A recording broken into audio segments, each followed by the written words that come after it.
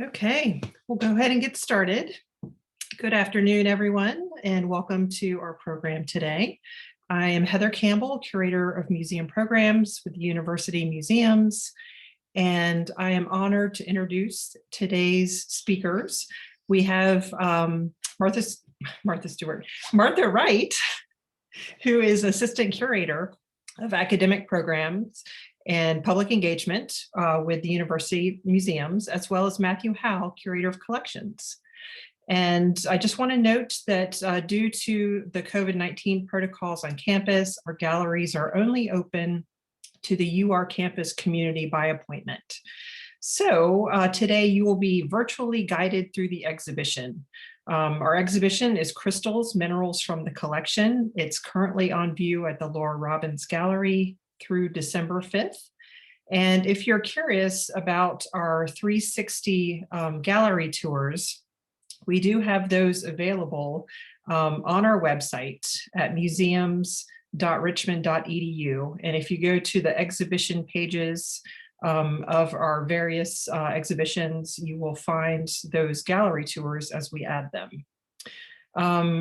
Also, one last note, I have muted everybody, so we'd like you to use the chat at the bottom of your screen to enter questions that you might have for Martha and Matthew, and we'll answer those towards the end of the program. And so now I'm going to turn it over to Martha Wright. Hi, everyone. Thanks for being here today. We're so excited to be able to share this exhibition with you. So appreciate you showing up. And yeah, Heather, should we record? Oh, you are recording. Ha! Great. This is my first time on a Zoom call, so just joking. I've been doing this for far too long for messing that one up. So let me introduce myself again. I'm Martha Wright. I'm the Assistant Curator of Academic and Public Engagement. And I will let Matthew introduce himself, but I've helped co-create this exhibition, coming at it from an educator's perspective. So the fun thing about the way this exhibition worked is that Matthew and I collaborated using our strengths rather than our opinions. So it was a team effort, but I'll let Matthew introduce himself and then we'll go from there.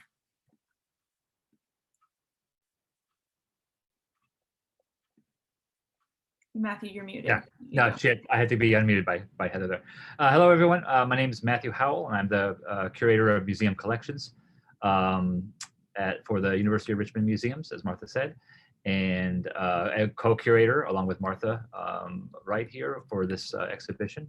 And yeah, welcome, everyone.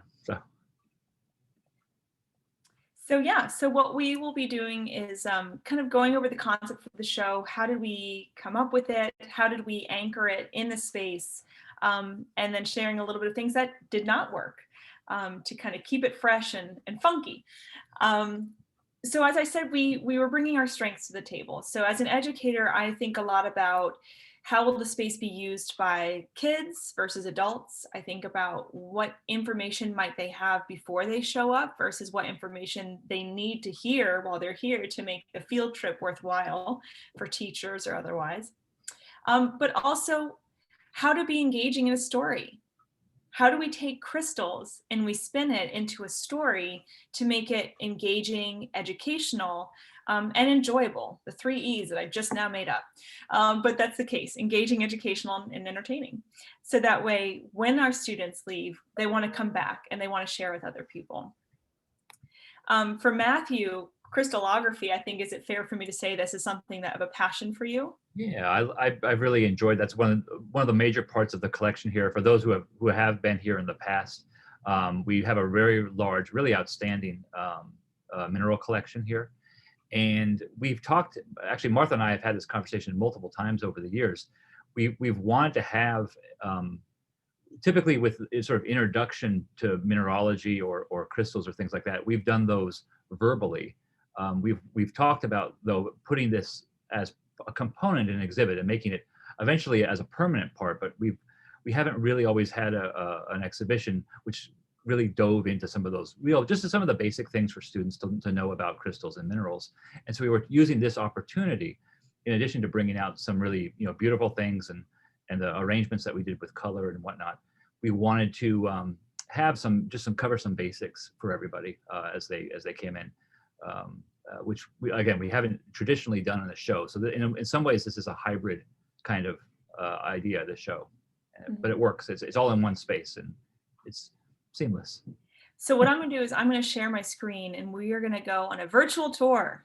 Buckle up. Okay. So if you're not familiar with the Laura Robbins Gallery of Design from Nature, we are located within the Wright building on campus, but located with an outdoor access. So across from Thomas Hall, or a street access to come into the space. And the crystals exhibition is right here, first space you see after you enter. And just at a quick glance, whoops, trying to move this, there we go. Just at a quick glance, the way we set it up is we wanted it to be kind of a flow, because, so starting here with the geode, going into the red crystals, the orange crystals, and I will absolutely get closer as we go through, but I just don't want to give anyone motion sickness right now. Yellow, green, blue, purple, and then clear to milky to gray to black. And so our purpose with this was to not only make this a sumptuous visual show of the different crystals that we can find in nature, but for it to really be a cycle, kind of like a rainbow. We wanted to feel like you walked into a rainbow of minerals, flowing in a circle, no real beginning, no real end, because not only is that something that we find in this space or with rainbows quite honestly, but also it's that circle of life element. It's that circle of in the sense of the rock cycle, everything has its flow. You could have a sandstone, a sedimentary rock, but then over time will become metamorphic. And then if over time will then go underground and get molten and become out as an igneous. And so, there's this flow to the natural specimens in this entire collection, but we really wanted to kind of honor that flow scientifically, but also visually. So one of the ways we wanted to anchor the show in two things: science and in cultural appreciation. So one part is the science. We wanted to focus on raw specimens. So specimens that haven't been treated, haven't been shaped. These are, I don't know if I can zoom in any closer. Oh, nope, we're going through buildings. Okay, one second. So we wanted to have something that's going to be very, and I apologize, it's not the clearest when we get this close, but you get the idea. So raw minerals with visible crystal growth. Matthew, do you want to explain what that is? Yeah, we were looking for ones where the crystals were relatively obvious. That takes place in another area that Martha will show you shortly, also, where we talk a little bit about the geometry of crystals and crystal growth. But we wanted to have ones where it wasn't simply a massive kind of crystal or a massive type of mineral, but we had a distinctive crystal, for the most part, a distinctive crystal shape that's recognizable. In order to accommodate our color idea, we kind of go away from that in a few cases, which you actually can see right there. There's a botryoidal hematite right there. But other than that, for the most part, in most of the cases, we went for ones that we had a very, very distinctive crystal, unless they're the kind that form those fairly naturally. Yes, so that visible crystal growth, so something like the citrine here, you would see the points when you're in person. And we're hoping to have this up next year as well. So that way, when all of this is behind us and we're allowed to go out and play again, you will be able to come see it. But this wolfenite is a fabulous example of crystal growth. So I apologize for all the moving, everyone, but thank you for your patience with me. So you can see the like almost paper thin projections out from the base of it. Really just absolutely incredible orangey yellow color. And so anyway, So we wanted to have raw crystals, so these pure crystal growth that were visible, not bulk, not shaped. Then we also wanted to have the color, right? So we talked about these are natural specimens. These are in no way color treated, nor are they, they're not color treated. They're not painted, right? A lot of students always ask me, did you color this? Nope, we did not paint it. This is the way it grows in nature. But there's also, when it comes to the cultural appreciation, the second anchor of this exhibition is thinking about things like color therapy. So color therapy is a way in which that we can, and I'll talk more about it a little bit later, use color to increase our mood, our well-being, and lift baggage, if you will, to be in a well place. There's also an understanding of crystals holding natural energy. All natural things have energetic vibrations. So these crystals also bring in their own energetic vibration, offering a bit of awareness to the way cultures historically, as well as contemporarily speaking, contemporaneous use of using crystals for healing, for vibrational cleansing, grounding, protection, etc. And I'll talk about that a little bit later as well. So we wanted color to be the main way that we see. Now, of course, this being green, you see some that look blue and some that looks very much green. As you know, nothing is a succinct, boxed thing. Nothing in life can be so perfectly defined that it doesn't have some gray area. And so with all of this, we kind of, lean into that. So some of the pinks that you saw over here actually look white in the photo, but this is a pink calcite along with the red rhodochrosite. So variations of red, variations of yellow and orange, variations of green.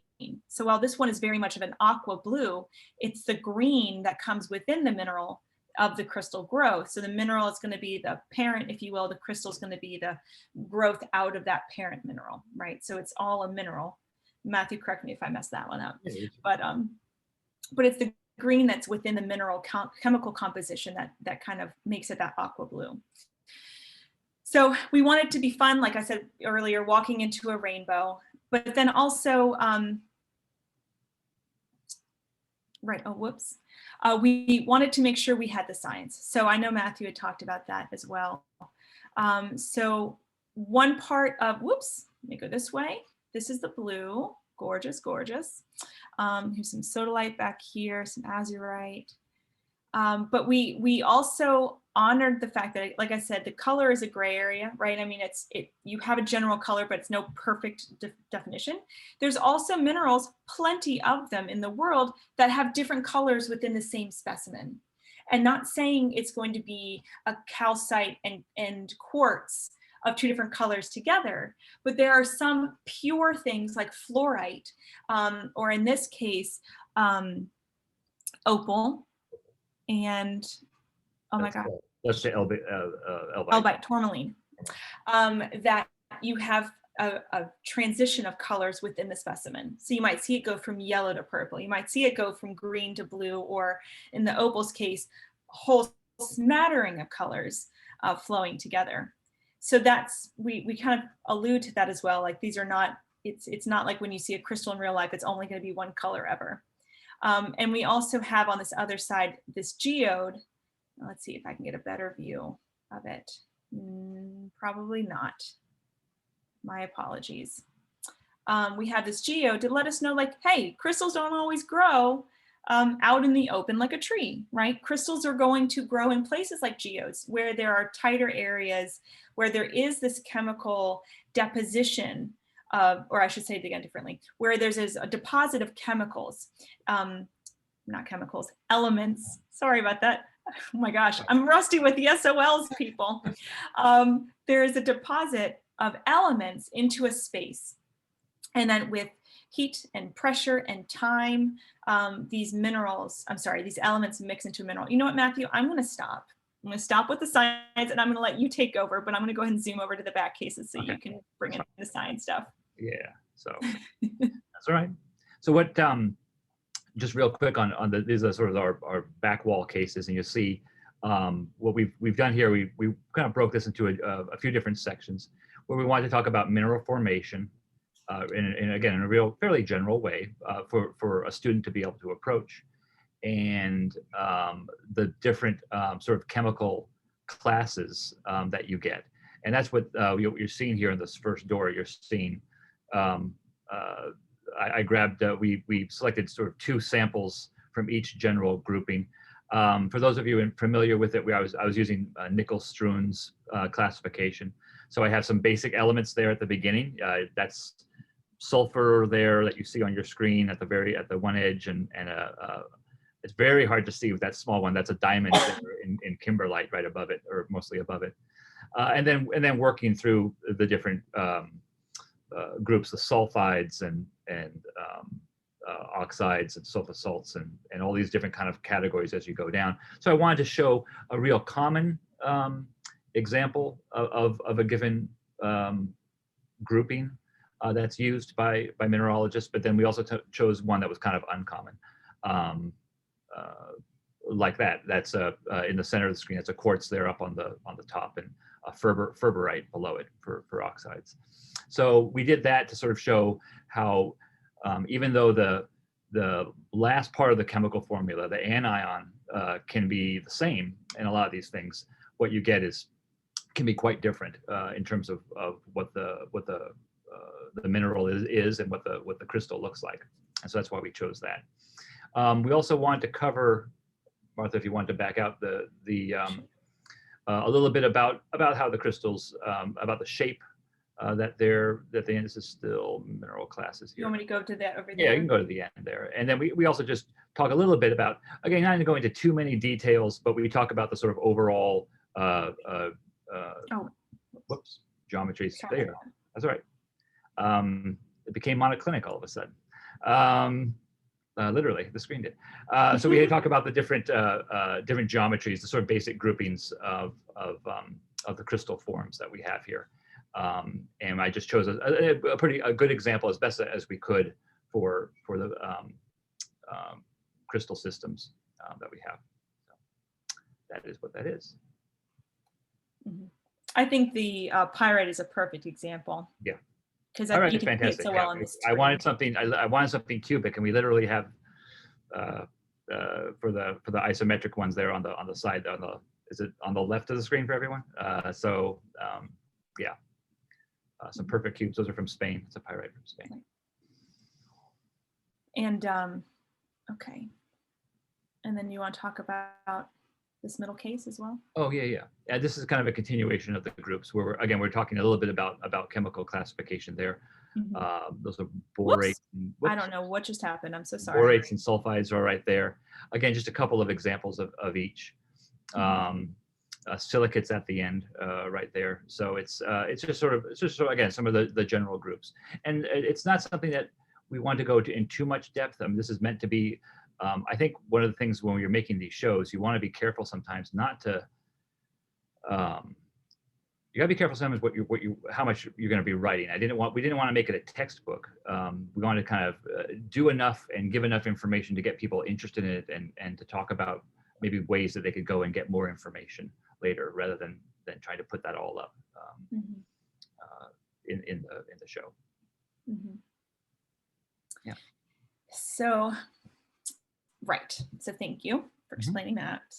Right. So then getting back to the second anchor, which is the cultural. So historically speaking, we're very familiar with how really since humans have been showing expressions of maybe spirituality or class, social strata. So thousands of years ago, we start to see minerals and crystals specifically used in adornment, whether it's jewelry, if it's to show social status, or if it's something like an amulet, which would be used for protection. Amulets would be used for if you were going to war, if you wanted to protect yourself from, spirits, and also used a lot of times in death. If you think about the mummification process, which is great because if you're in the gallery, you can see our little gorgeous, what we have from our Egyptian, let me see right here. Right here we have some, they're not quite amulets, these aren't amulets, but they're Ushaptis, but using minerals to create these amulets to protect the body in the mummification process into the afterworld or to the afterlife. And so this concept of amulets and using crystals for adornment and otherwise is not uncommon. It's very, I mean, think about what you're wearing right now. You might be wearing a birthstone. You might be wearing something else like turquoise or moonstone or whatever. And this kind of goes into the contemporaneous, and I shouldn't say it's not new, but this use of crystals for their vibrational purposes. We see this a lot with this like neo-spiritualism that's really, really becoming more popular and more commonplace today. And so the idea is that if the crystal has vibrational energy, that we as energetic bodies would be able to benefit from the energetic signature or purpose that the crystal has. For example, something like amethyst, which is, you know, back here, that's a chunkier amethyst. This is a finer crystal amethyst. It's going to be something that offers spiritual protection, clearing the mind, stabilizing communication with spirit, and helping us rid ourselves of distraction behaviors, patterns within ourselves. So offering balance in that way, and protection. Something like sodalite, let's go to the blue over here. I try to choose one from each color, but I don't have to do all of them. But something like sodalite, which is right here, is beautiful, a beautiful, as you would call, crystal ally, for offering insight and intuition, going deep within the self to look at what from the past or what from our current behaviors is causing blocks and pains and frustrations in our path. So we can then find our purpose and live our purpose more truthfully and authentically. Let's see, what's over here in the green? Oh, tourmaline is, here's tourmaline right here. It's absolutely incredible, very popular because it comes in so many colors. So it has a lot of different vibrational signatures that you can benefit from. So tourmaline, like this green one right here, I don't know if you can see my cursor, this green's kind of standing up, is really, really excellent for healing the heart chakra, because the heart chakra is green. So not only is it going to connect with the heart chakra, but it's going to help clear away the kind of the sticky energy that we get throughout the day. Think about it like this, if you're not a spiritual person. The rush hour traffic that you went in, then you got to work and you were all thumbs and you messed up your desk and then you spilled your lunch and then you got home and, you know, the dog is just scratched your pants and got your pants muddy. The whole day, right? Like I'm frustrated. So like the idea is that tourmaline will come in and kind of clear away that debris, that excess energy, so that way we can tap into our heart and feel our heartbeat and that connection to the love within ourselves. Whereas malachite, who's another amazing healing stone, is really great for kind of in the terms of healing with heart, in the same way that the green color works in that color therapy with heart chakra being green. It removes the fog. So while the tourmaline removes debris and things that kind of catch on to us, the malachite releases the mental fog that keeps us from the healing and connecting with our heart. So you start to see, as we kind of go through these colors, you start to see similarities across different colors. So something like citrine, which is actually right here in this orangey spot because it has a beautiful natural citrine, is more of an orangey gold. Pressure treated citrine or factory made citrine is going to be more golden yellow. So citrine is naturally amethyst, which is purple, after natural radiation over many, many years. It goes from purple to golden orange, which is just mind-blowing to me. Absolutely incredible. But I forgot why I was going there. It doesn't matter. But so quartz, whether it's rose quartz, citrine, amethyst, tiger's eye, amagreen, I think amagreen is also a quartz. Quartz has all these different colors like fluorite does or like tourmaline does. And they all kind of have a similar continuity across them that keep them in kind of a familiar ballpark, but each color has its own purpose on the team. So it's like a softball team. They're all on the same team. They all serve the same purposes, but each player has its own strengths.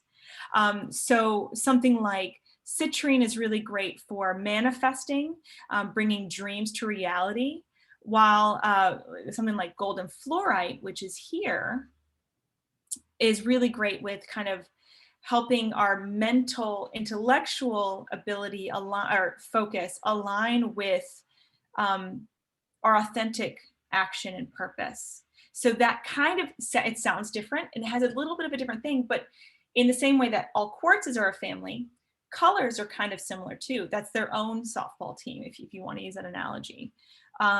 So colors tend to blend into the purposes a little bit as well. And this is not a perfect rule when it comes to crystal therapy. And this is also not really shared a lot in the exhibition. So this is just for today. But it just is a great realization that you don't actually have to know anything about crystal therapy to benefit from the vibration that it offers, because usually it goes into one of maybe 5 camps: protection, groundedness, clarity and cleansing. What is the other one? Gosh, protection, cleansing, groundedness, mental clarity, and maybe something else. But they all are beneficial. And then the colors respond to the different chakras. So red, which is usually very grounding, it's the root chakra, can also align itself with heart as well. Because heart, usually pink, love, pink calcite, but also rose quartz, which is also pink, can be really popular for love and everything. So if you think about it in kind of like that hallmark way, but usually something like hematite is going to be incredibly grounding. Same with rhodochrosite. So the color therapy is also very significant with the crystal therapy. But then when you're like, wait a second, what about the clears and the darks? Usually the darker, the more protective. Usually the clear, the more amplifying. So a selenite not only will kind of be like a psychic vacuum and clean you, but it will also amplify your bonuses and your strengths. You can use a selenite or a clear quartz, which is this one here, to strengthen other crystals. Whereas something like a smoky quartz is really grounding, really protective. So it's just really fun. You know, the more we open ourselves up to, like, just even if you're just playing around, you can't go wrong. There's no harm there. So it's a lot of fun thinking about how crystals have been used not only today in terms of this awareness of crystal therapy or color therapy, but how it was used for almost the exact same purposes thousands of years ago. And in the books that Matthew and I have read, kind of preparing for this exhibition, you know, people who are diving into understanding crystal therapy and color therapy now are finding on their own research, or rather in their own work, their own journeying and meditations, the synchronicities with past literature. So the amulets and the jewelry, the social status emblems, had a lot to do with the ways that we use crystals today. So it's a beautiful way to engage with these natural specimens in a way. It's beyond just let me look at you, and it's more like let me engage with you, let me interact with you, but also let me interact with history. Let me interact with the way my ancestors, many, many, many generations back, would have engaged with these beautiful specimens as well. So it's more than just a necklace, right? It's also this element of earth history as well as cultural history.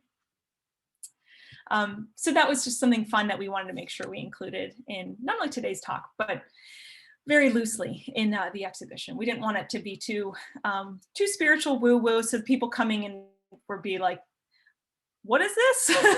I think it's easier when you speak to someone who knows what they're talking about when it comes to crystal therapy. Anyway, but speaking of crystal therapy, we just want to plug really quick. We do have an event on April 7th, which is going to be with Roger Mancastrappa, who works in religious studies, as well as the CAPS department, the chaplaincy department, apologies. Roger and I will be doing a crystal meditation within this exhibition space, or rather with this exhibition, I should say, and also in using crystals from our excess collection. So Matthew and I just yesterday got a whole bunch of clear quartz, rose quartz, and amethyst. And so I'm going to cleanse and reset under the full moon of Ostara, which is going to be in another couple weeks, Ostara being Easter. So the full moon. And then we will hand them out to those who are deciding to participate. And we're going to be walking through a meditation, kind of a standard meditation, and then a crystal meditation as well. So that'll be a lot of fun. If you're interested, follow our social media and everything, and keep an eye out for signing up. Okay, so now we're just going to kind of briefly go over some things that did not work out the way we kind of wanted them to, because for good reasons. So one, Martha, being the dramatic Leo that I am, wanted to have dark, dark, dark paint and to make everything pop. I wanted to feel like I'm walking into a jeweler's and they're like, hello, here's your gorgeous, crystals. But then our director very wisely reminded me that the floors are gray, the ceilings are a darker beige, the cabinets are also gray, and the ceilings are low. Now, not having had a history, right? I'm the educator, I'm the storyteller. I don't think about design stuff. He was like, it is going to make the space feel so small and tight and dark. And he's like, we don't need to be walking into these are not his words, these are my words, interpreted from his words. We don't need to be walking into a cave to enjoy some crystals. So let's maybe brighten it up. So hence the more of a, I think it's called casual khaki paint, to really help open the space up, make it sing, make it brighter and more joyful, which I thought was a really good idea. We also, Matthew, do you want to talk about the immersive wall that Steve and you had kind of talked about?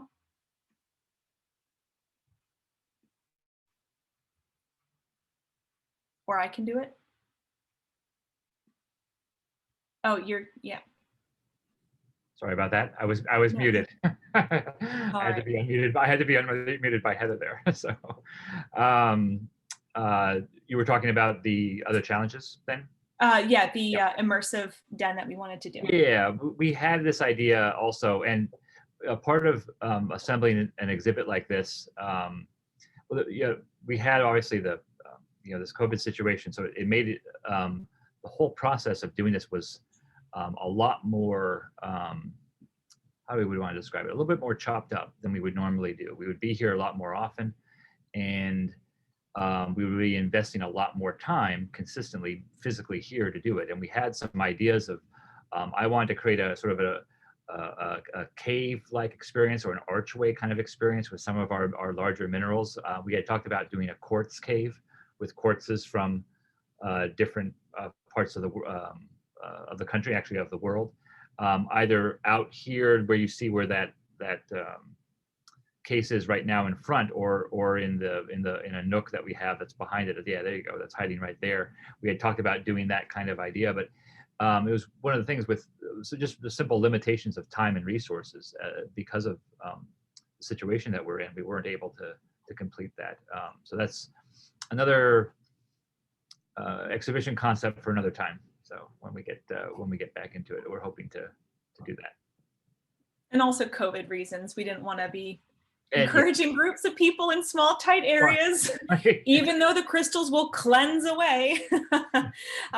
Sorry, little joke there. And then also we had to cut down our specimen choices. And we could have made these things chock full with options, but we didn't want it to be so overwhelming that you didn't understand, rather, we shouldn't say you would not appreciate, but we wanted to make it easier, visually easier to come in and really kind of spend time with each one, as opposed to feeling maybe an onslaught of a color. I think also it was the part of the idea, because it was about making the space kind of open and a little more restful. We didn't want to overwhelm it for that reason as well. So there's some room in here. It's designed, as you can see from where Martha's pointed, it's designed to have a group come into it and kind of be in the middle of it and experience all the different crystals that are there. So it's kind of designed that way to accommodate a group of people. So we're hoping on, at that point in time when when we have the general public here on campus, and we're out of the phase or stage that we're in, that this will be something that people can experience. Yeah, and just kind of circle back, this idea of coming into a rainbow, we wanted it to be a calming experience. We wanted it to be something that students who are typically they overdo it, they overstack their calendars and schedules at no fault of their own, just, students. We wanted them to come somewhere where they could just kind of maybe decompress a little bit. That isn't necessarily the wellness center or the chaplaincy, not that those places are wrong, but maybe just, if there's someone who's an introvert who wants to be kind of in a space by themselves, like this is a really ideal spot to kind of connect quietly, because museums aren't known for throwing massive parades, right? So that kind of quiet, contemplative, relaxing space is a huge inspiration for this one as well. So we hope that this was enjoyable, kind of giving you an idea of what it was that we've created, how we created it, and why, as well as some of the fun and also challenges of doing it. I know I really loved working with Matthew on this because it stretched my science brain, and it also had to temper a little bit of my excitement because you can't just throw a bunch of things out there and say it's special and make it so. So I learned a lot, and I thank you, Matthew, for giving me that opportunity. Thank you very much. Yeah, it was a lot of fun. It was a lot of fun to make. Yeah, we have at times on some of these types of minerals, I think, Martha and I find we have an embarrassment of riches in some areas where we have just a lot of one kind. So at times you want to overload it, then you realize we've got so many beautiful, for instance, all the kind of clear or milky quartzes we have in the collection, whether they're small or really large clusters or something like that. We have so many. You could just do an exhibition on quartz if you wanted to here, but yeah, you have to be selective, and it's one of the things that we had to learn to temper our excitement on some things and choose one or two. So. Yep. So at this point, we are happy to stop screen sharing and take any questions, but I'll have it accessible should anyone want to look at something again. So I'll stop screen sharing. Yeah. So we have a question. How long will the exhibition be up? And I can answer that if you'd like. It will be up through December 5th. However, we are still working on trying to figure out what our exhibition schedule looks like for next semester, next year. So it's very possible that it could be extended. And the good thing is this is all from our permanent collection. So if you don't see the special exhibition, the rest of the gallery, which you saw snippets of during this, is extensive. I mean, we as staff members walk through there every day, and sometimes we see something new. We're like, how? I've been here 8 years and I have never seen that before. So we have an incredible collection of minerals and crystals and rocks from all around the world.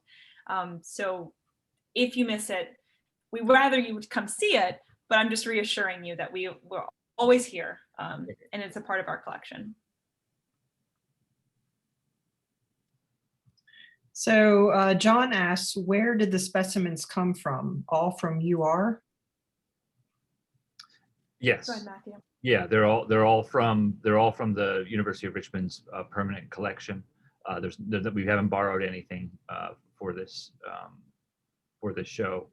Most of them date from the time of the opening of the gallery. So most of them were acquired between 1977 and 1979.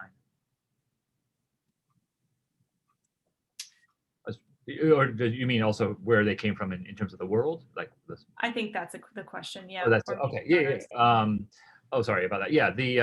That time frame and the it's global. That's actually kind of one thing that was nice about this. So I would say we went kind of through it before. I would say United States, Mexico, and Brazil are probably the best represented. But we have some great things from France. Australia, Namibia, of course.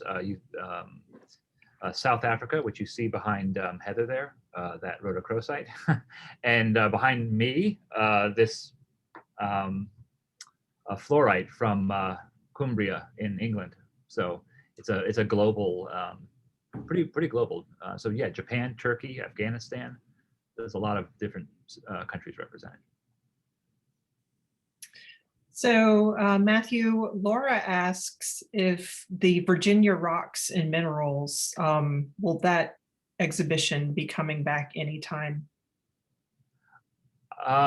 That's not, as far as its own focus show that we would have as a rotating exhibit. I don't think that's on any schedule. But when we've talked about redoing some of the permanent cases, I think including elements of that show that we had about the basics of Virginia rocks, I think that's been a goal of ours, is to incorporate all of what we did there actually in a permanent way in our permanent cases at some point. So we're not there yet, but as far as a focus show, there's nothing on the calendar right now. Yeah, and I'll kind of add to that. Yes, we're totally like what Matthew's referring to for the permanent display is having those 5 provinces broken up. What are the strengths? What are the most common rocks, most commonly used minerals, not only for, well, in terms of not factory use, what am I thinking? Resources. What are the most common resources from the area? And also we do have a museum in a box program where we have specimens from the permanent collection available to rent by community groups, homeschools, K through 12, et cetera, where community groups of any kind really, where it comes with a manual of the Virginia rocks and the minerals exhibition, the most recent one, breaking down those provinces to the SOLs, as well as also having some fun additional information with specimens to kind of hand out and explore and check out. And we are, in conjunction with this exhibition, coming together with a crystallography or a mineralogy, I shouldn't say crystallography, a mineralogy museum in a box. So while the other one is exclusively the 5 provinces of Virginia, the mineralogy is going to be all about minerals. Yeah. And those are free. You just have to rent them. But right now, no one's renting them, understandably. So. Okay, well, I think that's all of our questions today. So we'd like to thank you for coming, and keep an eye out on our website for other programs. As Martha mentioned, the meditation workshop is coming up on April 7th, and on our online calendar, there is a registration link for that. So if you want to check that out, you can register today. So thanks, everybody. Take care. Thank you. Thank you all so much for coming.